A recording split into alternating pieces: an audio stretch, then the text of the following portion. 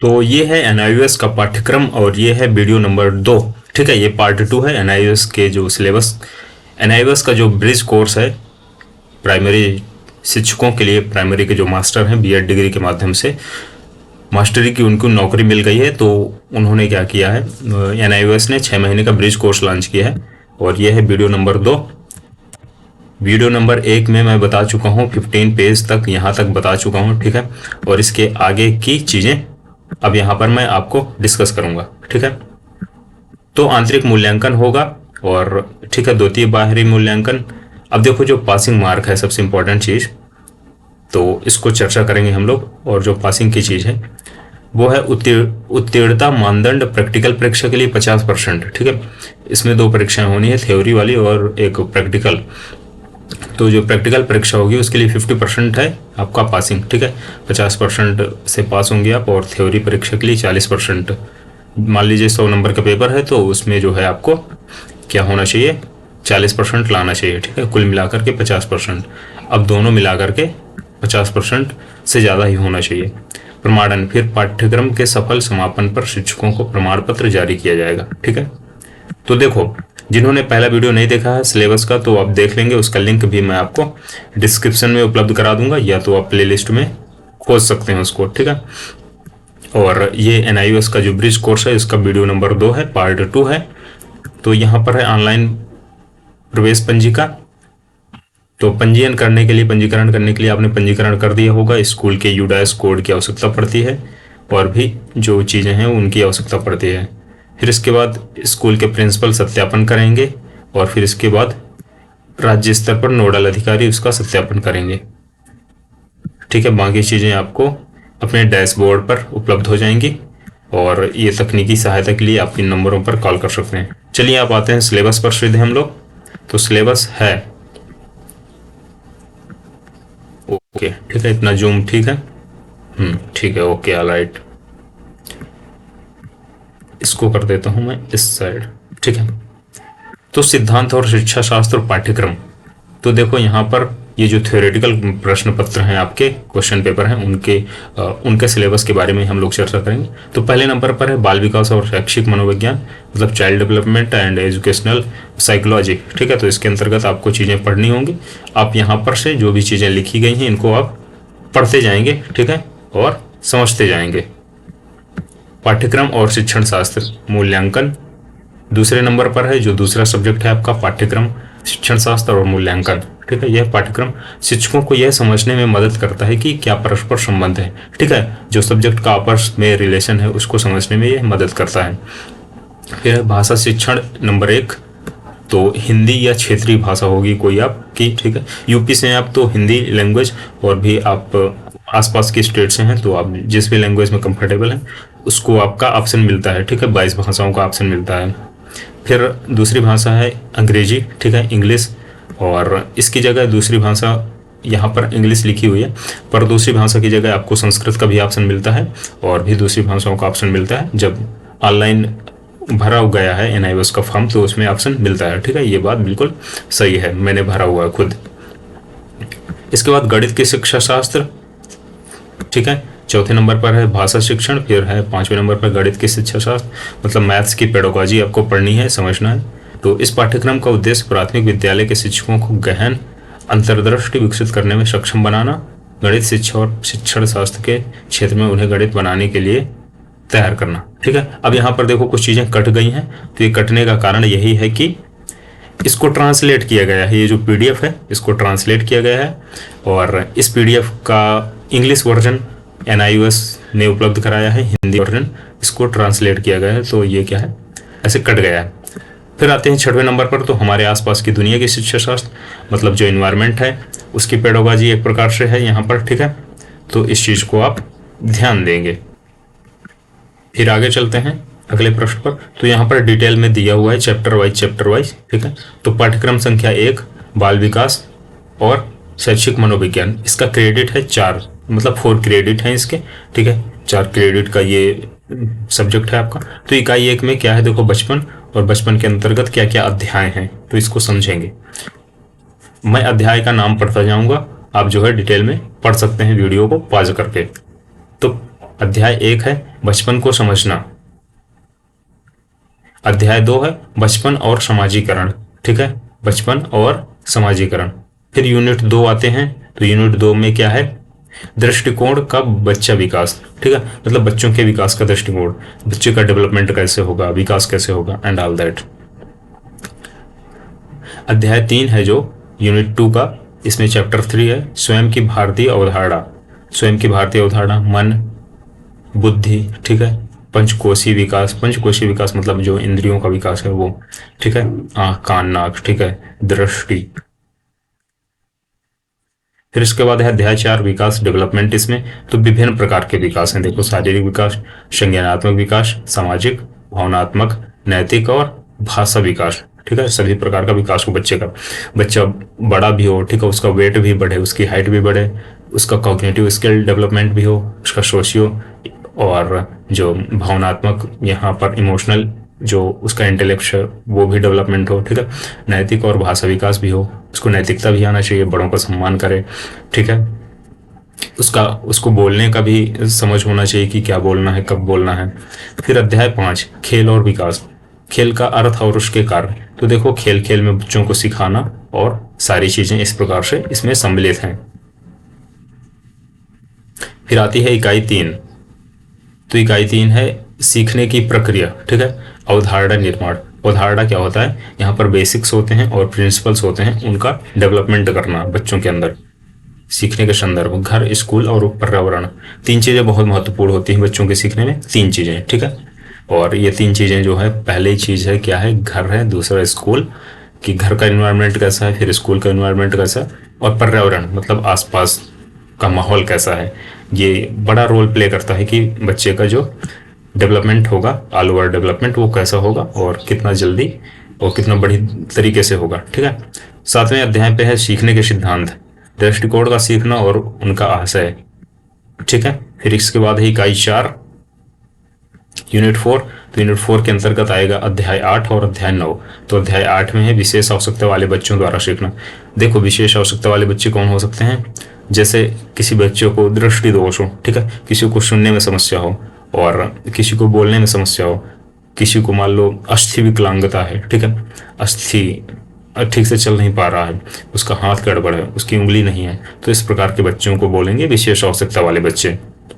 तो उनके लिए क्या क्या प्रावधान है और वो कैसे सीखेंगे। फिर विद्यार्थी अनुकूल वातावरण, तो यहाँ पर विद्यार्थी अनुकूल वातावरण की चर्चा की गई कि उनको कैसा अच्छा वातावरण प्रदान किया जाए। फिर उसके बाद आते हैं पाठ्यक्रम संख्या 2। पाठ्यक्रम संख्या 2 का जो विषय है, सब्जेक्ट है आपका, वो है पाठ्यक्रम शिक्षण शास्त्र और मूल्यांकन। इसकी इकाई 1 है शिक्षा और पाठ्यक्रम। फिर इसका पाठ्यक्रम दिया हुआ है, तो पाठ्यक्रम में अर्थ, आवश्यकता, संबंध और महत्व, ये सब चीजें हैं, ठीक है। एनसीएफ, एफएस और स्कूल की रूपरेखा के लिए एनसीएफ ने क्या क्या डिसाइड कर रखा है कि ये चीजें होना चाहिए फाउंडेशनल स्टेज में बच्चे के लिए। फिर अध्याय 2 है पाठ्यक्रम संबंधी मुद्दे और चिंताएं, ठीक है, तो इसको भी पढ़ना पड़ेगा डिटेल में हमको। और यूनिट 2 है इसकी, अध्याय 3 है रचनात्मक और बाल अनुकूल शिक्षण की रूपरेखा तैयार करना, ठीक है, पर्यावरण, रचनात्मक और बच्चों के अनुकूल शिक्षण वातावरण डिजाइन करें। फिर अध्याय 4 है शिक्षण संसाधन, प्राथमिक शिक्षा में शिक्षण संसाधन डिजाइन और तैयारी, ये चीजें हैं। 5वें अध्याय में इसमें संचालन और शिक्षकों की भूमिका, पाठ्यक्रम का मूल्यांकन, ठीक है, शिक्षक कैसे भूमिका अपना रोल प्ले करेंगे और कैसे बच्चों को बढ़िया तरीके से पढ़ा पाएंगे। जैसे यहाँ पर शिक्षक की पुस्तिका, शैक्षिक किट, जादुई पिटारा, ऑडियो वीडियो कार्यक्रम और ई सामग्री दीक्षा अन्य पोर्टल वगैरह पर उपलब्ध है, ठीक है। तो गवर्नमेंट बहुत सारा ढेर सारा मटेरियल, स्टडी मटेरियल, ठीक है, और ऑनलाइन माध्यम से, पीडीएफ के माध्यम से, एप्लीकेशन के माध्यम से उपलब्ध करा रही है, पर उस चीज का सही से 100% इम्प्लीमेंटेशन नहीं हो पा रहा है। पर ठीक है, ये तो शिक्षकों के लिए है, तो शिक्षक तो पढ़ेंगे ही क्योंकि उनको अपनी नौकरी बचाना है, ठीक है। तो नौकरी बचाने के लिए आपको क्या क्या पढ़ना पड़ेगा वही चर्चा करना है हम लोग। तो इकाई 3 है इसका पाठ्यक्रम लेन देन। अध्याय 6 टीचिंग टेक्निक है, इस यहाँ पर देखो ट्रांसलेट करने पर एक दूसरे के ऊपर ओवरलैप कर गया है, ठीक है, तो इसकी चिंता नहीं करेंगे। इस बार टीचिंग टेक्निक, ठीक है, तो मतलब पढ़ाने की क्या क्या टेक्निक है, यही इसमें चर्चा की गई है। ओके। तो इसके बाद है अध्याय 7वां, खेल के माध्यम से सीखना। बच्चों को खेल के माध्यम से कैसे सिखाना, जैसे बातचीत, कहानियाँ, खिलौने, संगीत, कला और शिल्प आदि चीज़ों के माध्यम से। फिर इकाई 4 है इसकी आकलन। आकलन मतलब होता है इवेल्युएशन, ठीक है, मूल्यांकन एक प्रकार से, है ना। और मूल्यांकन देखो बच्चों के विकास और सीखने का आकलन, ठीक है, इसके क्या तरीके हो सकते हैं, बच्चों को जानना और उनका मूल्यांकन करना। फिर अध्याय 9वां है मूल्यांकन के उपकरण और तकनीकें। तो मूल्यांकन के क्या क्या उपकरण हो सकते हैं और क्या टेक्निक आप यूज करेंगे, तकनीक, ठीक है। मूल्यांकन का दस्तावेजीकरण, मतलब लिख रहे हैं आप, रजिस्टर बना रहे हैं, कार्ड बना रहे हैं, जैसे रिपोर्ट कार्ड होता है बच्चे का, ठीक है, कि इस सब्जेक्ट में इस नंबर, इस फर्स्ट एग्जाम में इतने नंबर आए और दूसरे जो मंथली एग्जाम है उसमें इतने एंड हाफ ईयरली में इतने, ठीक है। तो ये चीज़ें। फिर पाठ्यक्रम आते हैं 3, उसमें है भाषा शिक्षण। भाषा शिक्षण 1 है, पहला हिंदी। तो भाषा हिंदी एवं बहुभाषिता होना चाहिए यहाँ पर की समझ, ठीक है, मतलब कई भाषाओं को आपको समझना आना चाहिए। तो इसमें है एनसीएफ और चीज़ें हैं कि, ठीक है, जो न्यू एजुकेशन पॉलिसी है उसके माध्यम से अब विभिन्न भाषाओं को समझें और हिंदी को भी समझें। फिर इसके बाद थोड़ा सा ओवरलैप कर रहा है, चीज़ें कम समझ में आ रही हैं, ठीक है।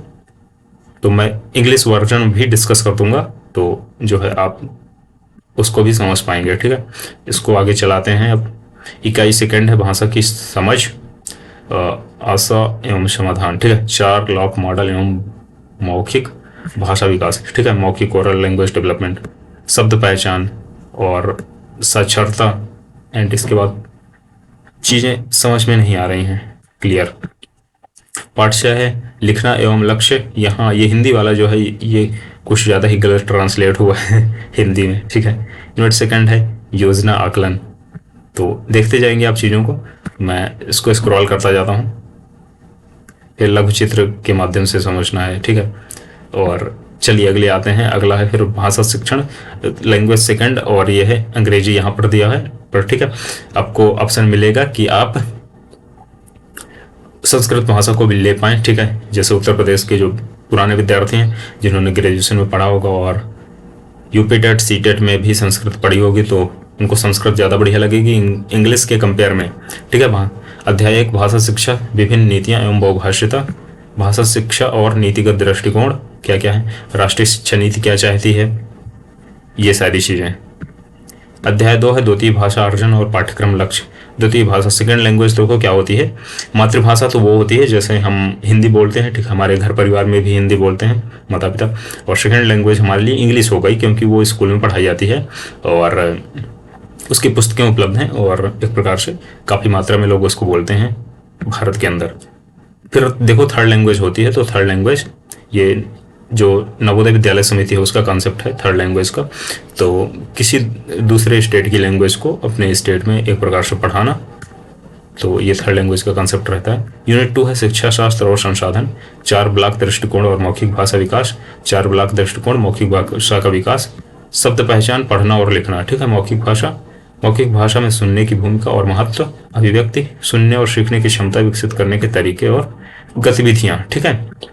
फिर अध्याय 4 है शब्द पहचान, विभिन्न रणनीतियां। ओके, शब्द पहचान, ठीक है, ध्वन्यात्मक जागरूकता, अक्षर पहचान, मान्यता, पढ़ना लिखना, वाक्य शब्द, ये सब चीजें करना। फिर अध्याय 5 है इसका पठन और विभिन्न संसाधन, जैसे जोर से पढ़ना, मौन पढ़ना, साझा पढ़ना, निर्देशित पढ़ना, स्वतंत्र पढ़ना, विभिन्न पढ़ने की रणनीतियां, ठीक है, और पढ़ने का कोना, बच्चों का साहित्य, बच्चों की पत्रिकाएं, पोस्टर, चित्र, ये सारी चीजें। फिर अध्याय 6 है लेखन और लेखन कौशल का विकास। तो आपको क्या लिखना आना चाहिए इंग्लिश में, क्या क्या लिखना, कविता, कहानियां लिखना, कविता, पत्र, डायरी, लेख, संवाद, भाषण आदि का लेखन उद्देश्य से ये लिखना पड़ेगा, समझ लो आप, तभी एग्जाम पास होगा।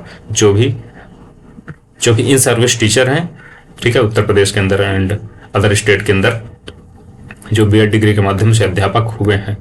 इकाई 3 है योजना और आकलन, अध्याय 7। फिर अध्याय 8, तो अध्याय 8 में है मौखिक भाषा का मूल्यांकन, विभिन्न उपकरण और रणनीतियां।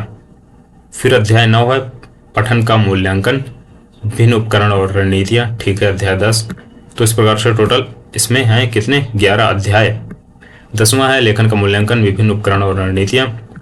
फिर इसके बाद है अध्याय 11 मूल्यांकन के अन्य आयाम, ठीक है। पाठ्यक्रम संख्या 5 है गणित की शिक्षा शास्त्र। अध्याय 1 गणित की प्रकृति। गणित की प्रकृति अमूर्त, पदानुक्रमिक और तार्किक है। गणित की निगमनात्मक प्रकृति, कौन सी प्रकृति? निगमनात्मक। ठीक है, तो अब हम लोग आ गए हैं पाठ्यक्रम संख्या 5। जो गणित है वो टोटल 6 हैं और 7वें पर, ठीक है, क्या आता है आपका स्कूल का शिक्षण, जो प्रैक्टिकल चीज है। बच्चे गणित कैसे सीखते हैं, गणितीय संचार क्या है, गणित में शिक्षण अधिगम क्या है। ठीक है, मैं थोड़ा सा चैप्टर डिस्कस करूंगा। ठीक है, गणित सीखने में संसाधन कौन कौन से लगते हैं।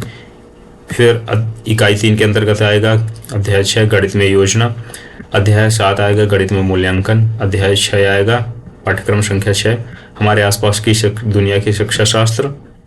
तो देखो यहाँ पर आ गया ईवीएस इन्वायरमेंट बोल लो या पर्यावरण बोल लो इसको आप। ठीक है, आसपास की दुनिया की प्रकृति और दायरा, बच्चों के विचार और वैकल्पिक अवधारणाएं, हमारे आसपास की दुनिया में शिक्षण अधिगम। फिर अध्याय 4 है प्रक्रिया कौशल। फिर अध्याय 5 है संसाधन मतलब रिसोर्सेज। अध्याय 6 पाठ्य पुस्तकें। अध्याय 7 योजना है। अध्याय 8 मूल्यांकन है। ठीक है, तो इस प्रकार से। फिर इसके बाद है स्कूल का अनुभव। तो इसको स्कूल का अनुभव ये 7वें नंबर पर है प्रैक्टिकल के बारे में, तो इसको अगले वीडियो में हम लोग डिस्कस करेंगे। ठीक है, सो आई होप ये वीडियो आपको पसंद आया होगा और वीडियो काम का लगा होगा, इन्फॉर्मेटिव लगा होगा। वीडियो इन्फॉर्मेटिव लगा हो तो वीडियो को लाइक कीजिए, वीडियो को शेयर कीजिए अपने सभी मित्रों के साथ, अपने ग्रुप में शेयर कर दीजिए। ठीक है, जहां पर भी आप जो है ऐसा ग्रुप बना होगा एनआईओएस शिक्षकों का। ठीक है, एनआईओएस जो ब्रिज कोर्स कर रहे हैं शिक्षक। तो अगर कोई भी कंफ्यूजन हो, कोई डाउट है तो आप कमेंट करके मुझसे पूछिए, मैं उसका जवाब दूंगा, उससे संबंधित वीडियो बना दूंगा। ठीक है, तो इस वीडियो में बस इतना ही। Till then keep learning. बहुत बहुत धन्यवाद। जय हिंद।